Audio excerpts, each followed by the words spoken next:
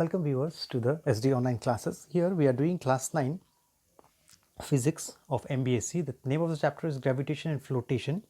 Page number in your textbook will be page 55. The topic is motion under gravity. You have already studied all the other things like universal law of gravitation and acceleration due to gravity, small g and capital G, everything. Now how the acceleration due to gravity play a role in the laws of motion. Okay, so if you remember in our general equations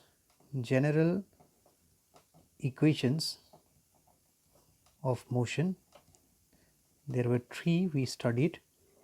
General equations of motions where v is equal to u plus at, final velocity, initial velocity, acceleration and time.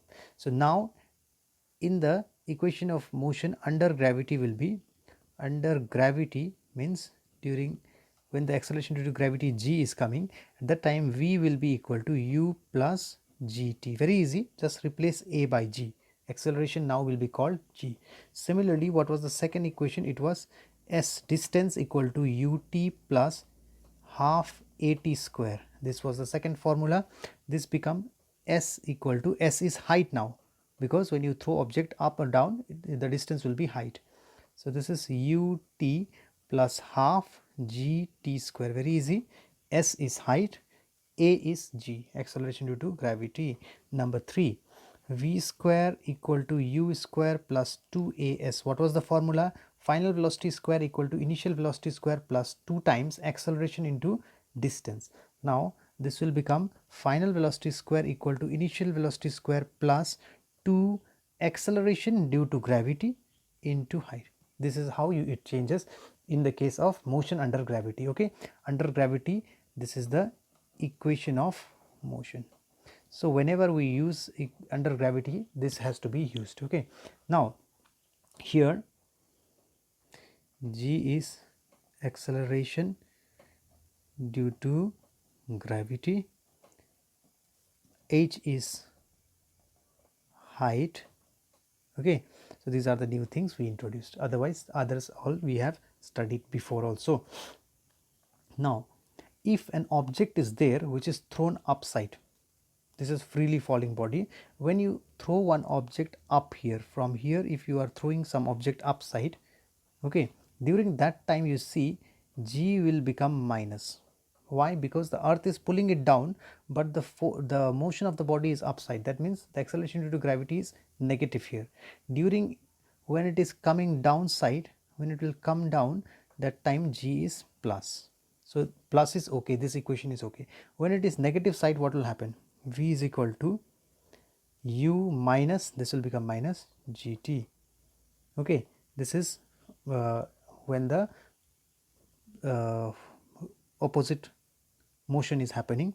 V is equal to u minus gt. The second one is h equal to ut minus half gt square.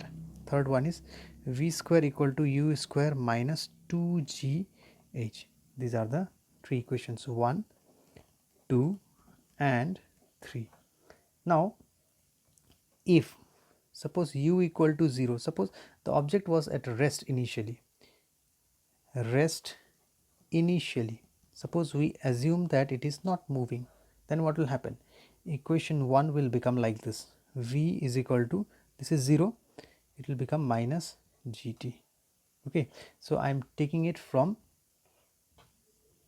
this one, from this equation. Okay, not this one. Okay, when the object is at rest initially, this will be v is equal to gt, and from equation 2 here, here this one, h equal to ut,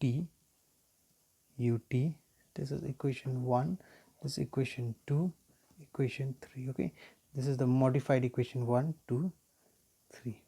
So I am taking equation 2 from there, ut plus half gt square. Here u is 0, so this will not remain. Okay, ut means u into t will be 0, 0 into t is 0, so that will not be seen there.